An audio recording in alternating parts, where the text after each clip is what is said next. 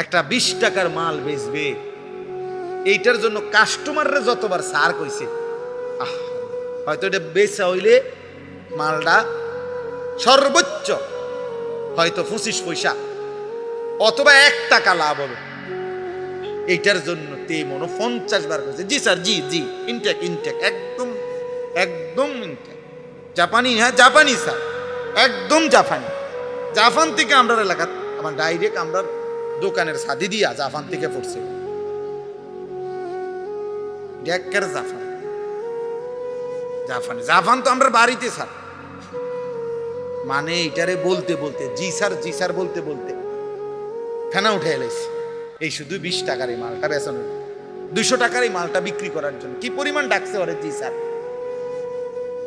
অথচ লাভ হয়েছে বিনিময়ে 1 টাকা 50 পয়সা।